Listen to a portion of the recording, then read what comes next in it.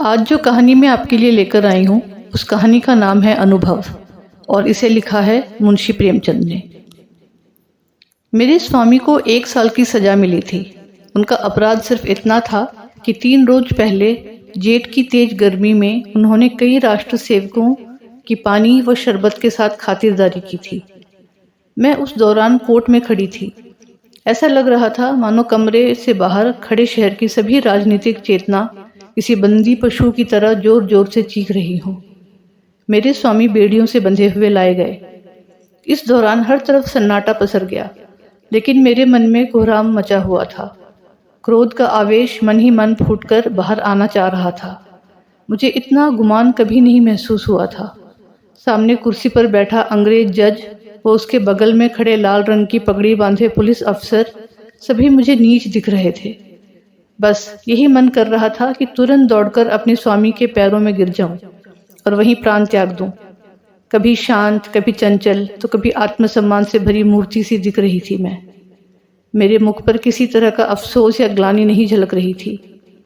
किसी की सेवा को अपराध करार देना, वो उसके 1 साल की जेल की सजा सुनाना, गजब की न्याय व्यवस्था है।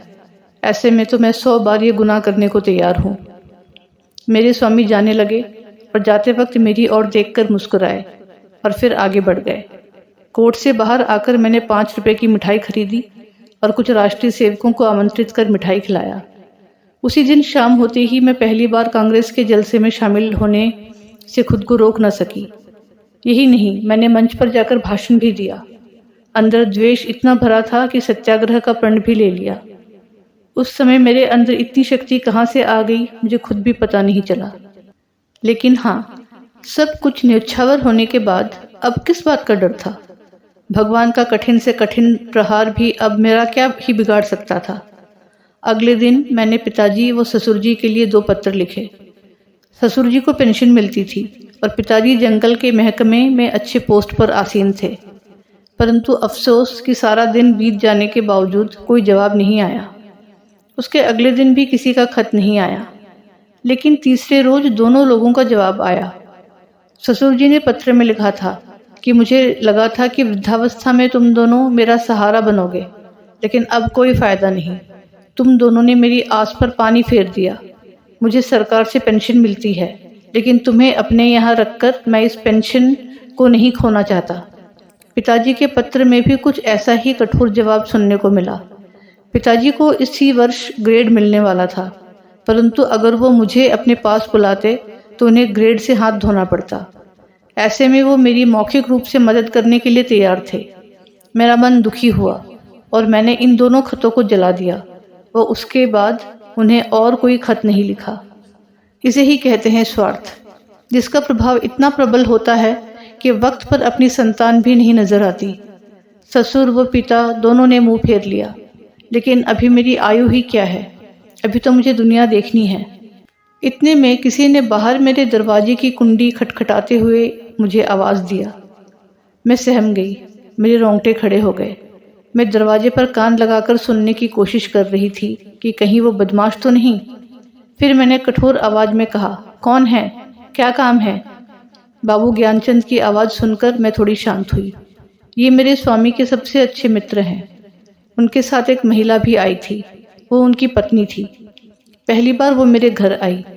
मैंने उन्हें आदर भाव से प्रणाम कर अंदर बुलाया। ये दोनों ऊपर आकर बैठे। वो बेहद ही दरिया दिल से मुझे संतावना देने लगे। उनकी पत्नी के विचार देखकर मुझे ये समझ आ गया कि वो एक सशक्त महिला है। उनके चेहरे से ही उनकी प्रतिभा झलक रही थी। दोहरी कदकाठी के साथ चेहरे पर रौब और जेवरों से लदी किसी महारानी से कम नहीं लग रही थी। खास बात तो ये थी कि बाहर से वो जितनी ही कठोर दिख रही थी, अंदर से उतनी ही करुणा से भरी हुई थी। उनसे बातचीत शुरू हुई। ज्ञान जी की पत्नी बोली, क्या घर पर किसी को खत लिखा? मैंने कहा हाँ। ज्ञान जी की पत्नी ने पूछा, कोई घर से लेने आ रहा है? मैंने कहा नहीं, पिताजी वो ससुर जी में से कोई मुझे अपने साथ रखने को तैयार नहीं है। ज्ञान जी की पत्नी बोली, तो फिर आगे क्या करने का सोचा है? मैंने कहा फिलहाल के लिए तो यहीं पर हूँ। ज्ञान जी की पत्नी बोली, हम लोगों के साथ हमारे घर क्यों नहीं चल रही हो? अकेले मैं तुम्हें यहाँ नहीं रहने दूंगी। इस दौरान खुफिया के दूत घर के बाहर डटे हुए हैं। मुझे आशंका हो गई थी कि ये खुफिया के दूत ही होंगे। ज्ञान जी ने अपनी पत्नी की ओर देखा और पूछा, मैं तांगा ले आऊं? ज्ञान जी की पत्नी ने इशारे में ही आज्ञा दे दी। ज्ञान जी तुरंत द्वार की तरफ चले। तभी ज्ञान जी की पत्नी ने बोला, रुको, कितने तांगे लेकर आओगे? ज्ञान जी घबरा कर बोले, कितने? ज्ञान जी की पत्नी बोली, हाँ कितने, एक तांगे पर सिर्फ 3 लोग ही बैठ सकते हैं, बाकी के सामान, बिस्तर, बर्तन आदि कैसे जाएंगे? फिर 2 ले आऊं? ज्ञान जी बोले। ज्ञान जी की पत्नी बोली, एक तांगे पर कितना सामान जाएगा? ज्ञान जी बोले, फिर ठीक है 3 ले आता हूँ। ज्ञान जी की पत्नी बोली, हाँ तो जाओ भी, अब इतनी देर क्यों कर रहे हो? जब तक मैं कुछ कहती तब तक ज्ञान जी निकल गए। मैंने संकोचते हुए उनकी पत्नी से कहा, मेरे आने से आपको तकलीफ होगी। कठोर वाणी में ज्ञान जी की पत्नी ने बोला, हाँ तकलीफ तो होगी, तुम किलो भर आटा खाओगी, घर का एक जगह भी घेर लोगी, ये सब क्या कम कष्ट है? इतना सुनकर मैंने कहा, क्या बहन आप भी? उनकी पत्नी ने मेरे कंधे पर हाथ रखकर बोला, जब तुम्हारे स्वामी वापस आ जाएं तो मुझे अपने घर में रख लेना, हिसाब बराबर हो जाएगा। अब ठीक है ना? तो चलो सारा सामान बांध लो। ये सब देखकर बिल्कुल सपने जैसा लग रहा था। कितनी उदार स्त्री मैंने आज तक नहीं देखी थी। मुझे उनमें अपनी बड़ी बहन दिख रही थी। ऐसा लग रहा था जैसे क्रोध व चिंता जैसी चीज़ों पर उन्होंने काबू पा लिया है। हर वक्त उनके मुख से मधुर वाणी निकलती थी, जैसे मानो सरस्वती का वास हो। उनकी कोई संतान नहीं थी, लेकिन फिर भी वो दुखी नहीं थी।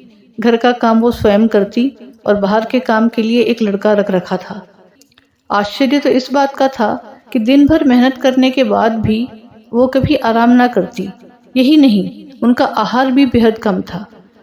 इतना ही नहीं, दिन भर वो मुझे कुछ ना कुछ खिलाने के लिए परेशान रहती, एक काम नहीं करने देती। बस यहाँ यही बुरा लगता था, मगर इनके घर कैसे एक सप्ताह गुजर गया पता ही नहीं चला। तभी मुझे एक दिन वो दूत यहाँ दिखाई दिए। उन्हें यहाँ देख मैं घबरा गई।